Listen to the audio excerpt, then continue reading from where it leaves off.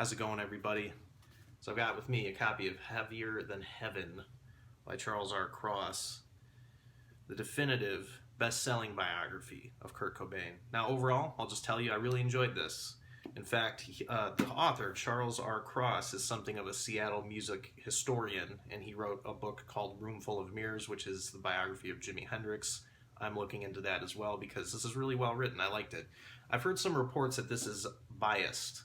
Biased to what? I don't know, but I'm just here to tell you what I thought of the book. So overall, like I said, it was well written, it was well researched. There's plenty of sources in the back of the book. Anytime you're reading about a topic, it helps to have sources in the back of the book, especially ones like these, because the author, Charles R. Cross, sought out people that knew Kurt personally. His family members were interviewed a lot for this. Childhood friends, high school friends, former girlfriends, people he lived with, former roommates.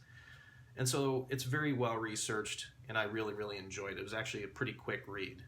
So what can I say about Kurt Cobain that has not already been said? Not in my lifetime has there ever been a band that came to prominence and has been spoken about so much and so thoroughly. There's a lot of mythos surrounding Kurt Cobain as a person. Back when Nirvana first became prominent on the scene, he wouldn't take interviews very seriously. He seemed to contradict himself a lot based on what Charles Cross had found out from people that he grew up with. There's a lot of talk about Kurt Cobain not wanting to be famous, but yet he worked very hard at this band. When they recorded their first single on Sub Pop, he actually called the radio station 2 hours after he dropped it off to request his own single. And then he sat and listened to it while it was on the radio. So there's a lot of contradictions about Kurt Cobain and his personality, which to me speaks of hesitation. Now, I guess if we're looking at this psychologically, we have to go way back into his childhood, which was rough. Up until his parents divorced, his childhood was really great, though. But his parents started fighting all the time. There's money stress, which is just the worst kind of stress because you don't want that to get in the way of your relationship at all. And that's not something you want to fight over or base a relationship on, is money. And so his childhood was rough, and Aberdeen apparently was and still is a very depressing place. Not a whole lot of stuff to do. Of course, the Pacific Northwest, it rains all the time there. And so you've got this constant sort of gloomy look to everything pretty much all the time. But his life seemed to be going very well up until that divorce. Now, actually, chapter 2 is titled, I Hate Mom, I Hate Dad, January 74 to June 79.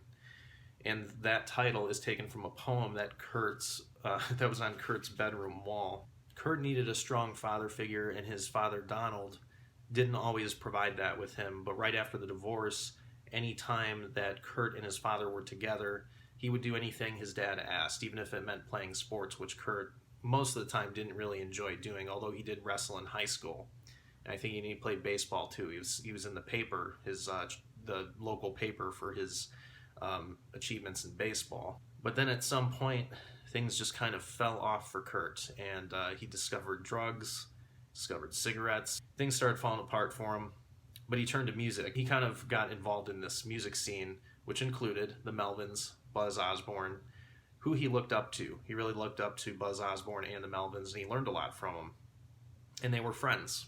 As time went on and Nirvana started getting notoriety, Kurt, he would do interviews, but he would contradict himself a lot.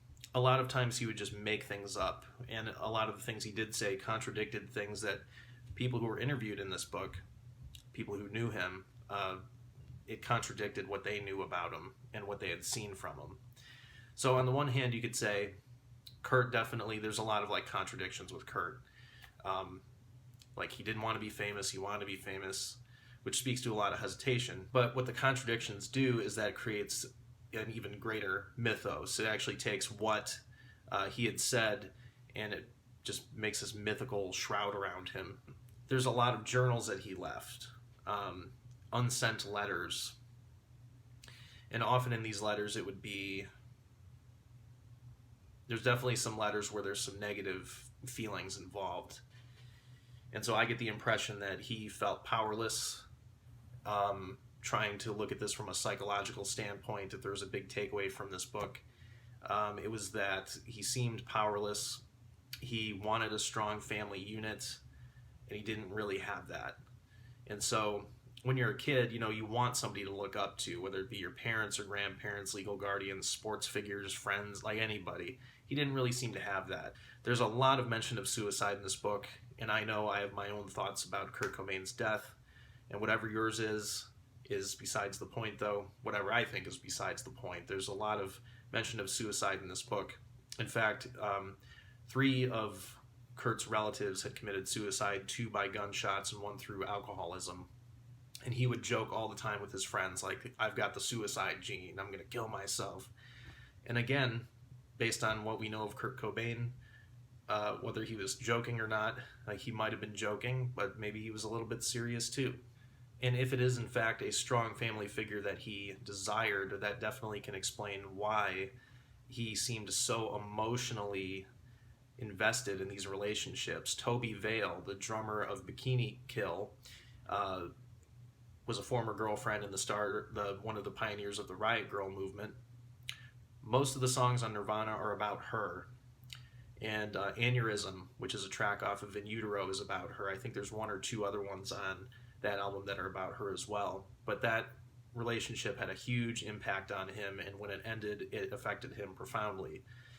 And so the fact that you have somebody who wants that stability in a relationship also can create fear that that relationship is going to end, because the end of the relationship is like you're reliving the same traumatic event again through that relationship.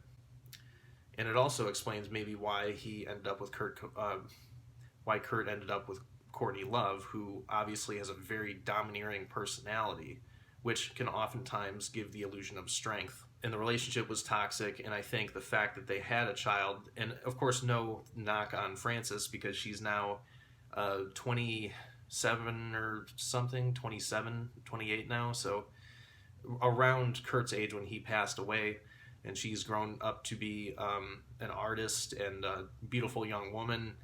But I think having Frances definitely cemented the idea in Kurt's mind that maybe he was stuck, but that also ties into the conspiracies around his death.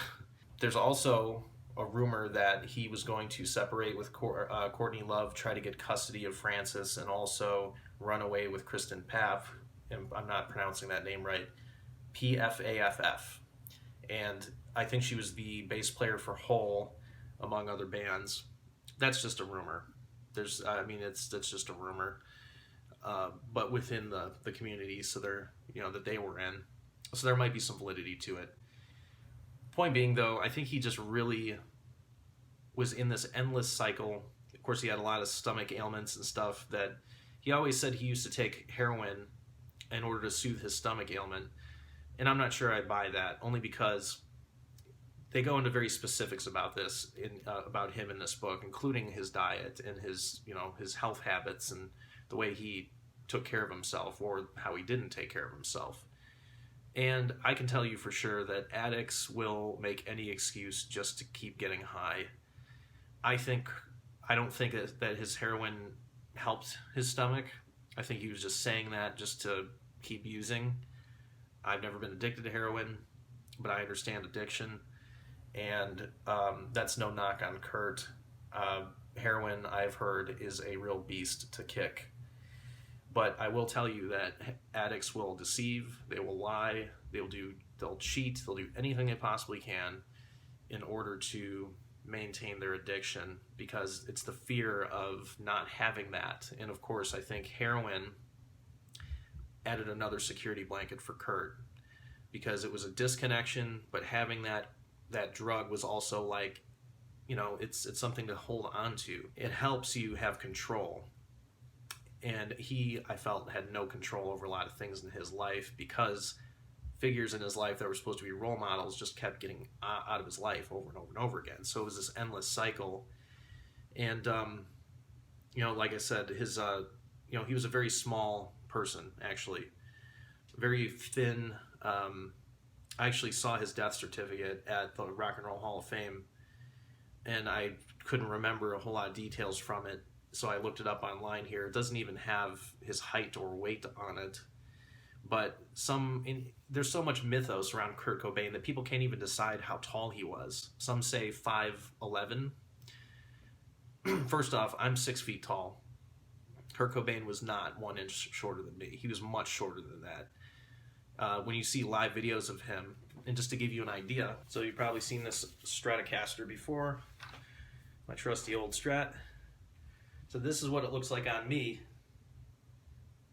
and I'm 6 feet, 200 pounds. If you look at when he's holding a Stratocaster, the body is actually like wider than he is. It's like much wider than he is. Like he's standing like, it's almost like Angus Young holding a Gibson SG. If I were to make some kind of educated guess, I would say Kurt was like 5'7", 130 pounds, just a very thin guy, and he actually wore layers. He wore many layers of clothing to hide this fact. So he's obviously very insecure, very self-aware, and very self-conscious. And man, it's just sad. It's just very sad. I'm not sure what else to say about it. But anyway, and yeah, it was a little depressing reading this book, because once you know that about like the psychological aspects, man, it's a heavy read. But I do recommend it though. Any Nirvana fan would love this book. And that's it for this review. Keep watching and subscribe, please. I could use all the support I can get, so spread the word about this channel. Got plenty of cool things coming along. So in the meantime, I'll see you next time. Bye-bye.